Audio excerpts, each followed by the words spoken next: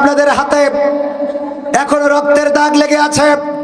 যেই মানুষদের সম্মান ছিল আকাশচুম্বী, যাদের ব্যাপারে আল্লাহর রাসূল বলেছেন, ওগো আমার সাহাবীরা শুনে নাও, এই আসমানে যতগুলো তারকারাজি রয়েছে তার মধ্যে চাঁদের যেমন মূল্য, আমার উম্মতদের মধ্যে আলেমদের তেমন মূল্য। সেই আলেমদের হাতে হাতকড়া পরিয়েছেন, সেই আলেমদেরকে জেলে ভরেছেন, সেই আলেমদেরকে রিমান্ডে নিয়ে নির্যাতন করেছেন। এখানেই ক্ষান্ত হন নাই। তাওহীদি জনতা, হৃদয়ের স্পন্দন ইসলামী আন্দোলনের নেতা কর্মীদেরকে ফাঁসির কাস্টে ঝুলিয়ে এই জমিন থেকে চিরতরে বিদায় করে দিয়েছেন। আপনারা তো তারা যারা মামুনুল হকের মতো সুজা মানুষটাকে কুজা করে ফেলেছেন, আমির হামজাকে কারাগারে ভরেছেন, সাইদির হাতে হাতকড়া পরিয়েছেন। সমস্ত দাড়িওয়ালা টুপিওয়ালারা ছিল আপনাদের চক্ষুশূল। আপনাদের এই ইমেজটা যদি উদ্ধার করতে হয়, এই আলেমদের নিরাপত্তার ব্যবস্থাকে করতে হবে। ঠিক না বেঠে? এখনো সুযোগ খোঁজে, এখনো সুযোগ খোঁজে যে 90% এখনো আমাদের সামনে দাঁড়াবে। তারা টেনশনের কোনো কারণ নাই, কারণ এতদিন সরকার বলেছিল খাও আমার গাও আমার, খেয়েছে আর গেয়েছে। একজন এমপি মন্ত্রীর থেকে থানার ওসির দাম বেশি ছিল।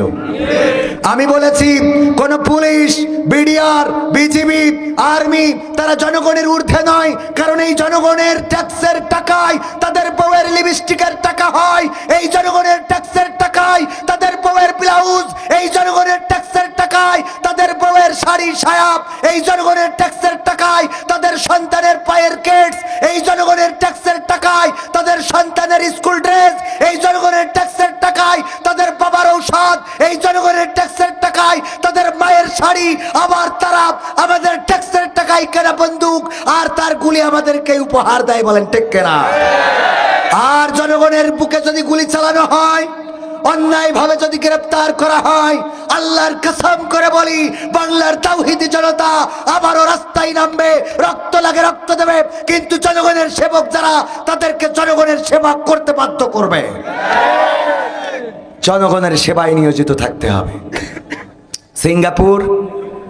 সিঙ্গাপুর যাওয়ার পরে ওখানে যে শুনলাম পুলিশ জনগণকে স্যার বলে। পুলিশ জনগণকে কি বলে? আর আমাদের দেশে পুলিশকে স্যার না বললে ওনার মাইন্ডে লেগে যায়। এখন থেকে কোন পুলিশ, কোন ট্রাফিক বা এই আইন প্রশাসনের যারা নৈতিক দায়িত্ব যদি পালন না করে, তাইলে 999-999 ফোন দেবেন। এরপরেও যদি অসহযোগিতা করে, বৈষম্য বিরোধী ছাত্র আন্দোলন আছে না নাই, জানিয়ে দেবেন যে এই লোকটারে ফোন দিছিলাম, সহযোগিতা করে নাই। কারণ আইনের কাজ যদি আইন না করে, তখন আইনের কাজ করার জন্য বাংলাদেশের জনগণ আছে। কারণ জনগণের জন্যই আইন, আইনের জন্য জনগণ না। ঠিক না বেঠা? আমাদের জন্য যে আইন প্রয়োজন, সেই আইন আমাদের জন্য করতে হবে। আইন করেছে, সেই আইনে আমাদের চলতে হবে। আমরা মানুষ, এটা আমাদের জন্য প্রযোজ্য না। ঠিক না ঠিক? আমাদের যদি এখন সরকার আইন করে বাংলাদেশের জনগণ ভাত খাওয়া যাবে না, রাসূলের সুন্নাহ খুরমা খেয়ে দিন কাটাইতে হবে, মানবো আমরা? না, আমাদের মোটে দিন চলে না, বিড়ি খাওয়ার টাকা নেই, খুরমা কিনবো কোন থেকে? বোঝেননি? তাহলে ওই আইন কি মানা যাবে? ওটা সৌদি আরবে যেই করেন। আমাদের ভাত না খালি হয় না, আমাদের ভাত খাওয়ার নেশায় এমন। ডাক্তার বললো যে আপনার তো বেকায়দা অবস্থা, শরীরের ভুঁড়ি তো চাল কুমড়া হয়ে গেছে, তো আপনি সকালে একটা রুটি খাবেন, দুপুরে 2টা, রাত্রি 2টা। কয় স্যার ভাত খাওয়ার আগে খাবো না পরে খাবো? মানে ভাত খাইতেই হবে। আর আমারও আসলে একটা সত্য বলতে, রুটি খাওয়ার পরে মনে হয় এখনো খাইনি, ভাত না খাওয়া পর্যন্ত মনে হয় এখনো দুপুরের খাওয়া হয়নি, রাত্রের খাওয়া হয়নি। এটা এরকম আপনাদের মনে হয় কি?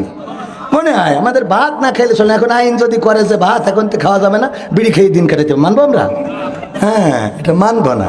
তো আইন আমাদের এটা মাথায় রাখতে হবে। আপনারা যা ইচ্ছা তাই করবেন, এটা হতে দেয়া হবে? এটা হতে দেয়া হবে না। বাংলাদেশ বদলে দেয়া হবে। তাওহীদি জনতা নিয়ে উপদেষ্টা কথা বলেছিল, আজকে বলেছে তাওহীদি জনতাকে আমি হুমকি দিই নাই, বরং সাবধান করেছি। কি বলেছে? সাবধান। কথা ভালো করে বলার শিখতে হবে, কারণ তাওহীদি জনতাকে খেপিয়ে তুললে হবে না। তাসলিমা নাসরিনের বই এই সময়ে 21-এর বইমেলায় বিক্রি হবে, এটা বাংলাদেশের তাওহীদি জনতা মানবে না। কারণ গোটা জীবনে যে আল্লাহর রাসূল, আলেম ওলামা, ইসলামী আন্দোলন, কোরআন প্রেমিক জনতা আল্লাহর কোরআন তাদের বিরুদ্ধে লিখেছে, তাদের বিরুদ্ধে বলেছে, বাংলার জমিনে জায়গা হয় নাই, দাদার দেশে আশ্রয় নিয়েছে, এই মানুষটার বই বাংলাদেশে বিক্রি করার প্রকাশ্যে সাহস পায়, এটা কোন বাবার বেটা? তার দৃষ্টান্তমূলক শাস্তি না দিলে তাওহীদি জনতা ঠান্ডা হবে না।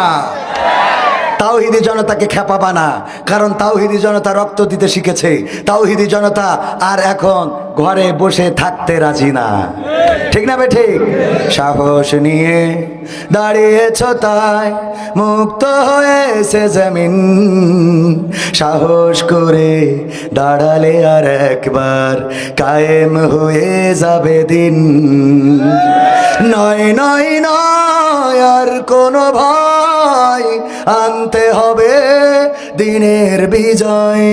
নয় নয় নয় আর কোনো ভয়, আনতে হবে দিনের বিজয়, দিনের বিজয়।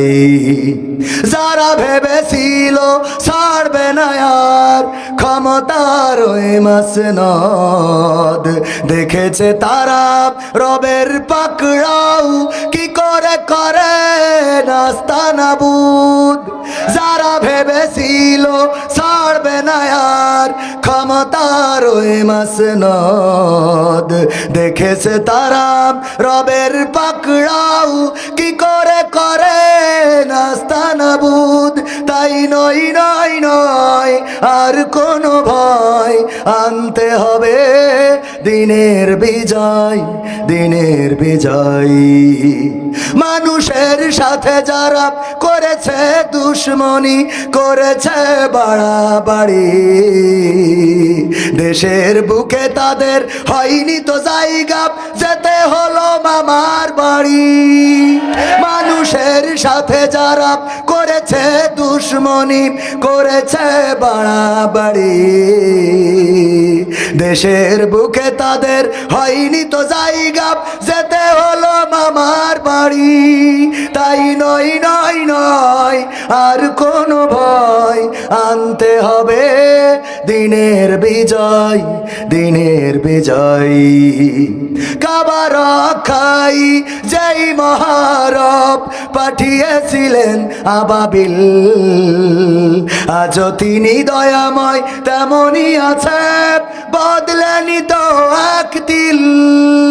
কাবা রক্ষাই যেই মহারব পাঠিয়েছিলেন আবাবিল, আজও তিনি দয়াময় তেমনই আছে, বদলেনি তো এক তিল। তাই নয় নয় নয় আর কোনো ভয়, আনতে হবে দিনের বিজয়, দিনের বিজয়। সাহস নিয়ে দাঁড়িয়েছ তাই মুক্ত হয়েছে জমিন, সাহস করে দাঁড়ালে আর একবার কায়েম হয়ে যাবে দিন।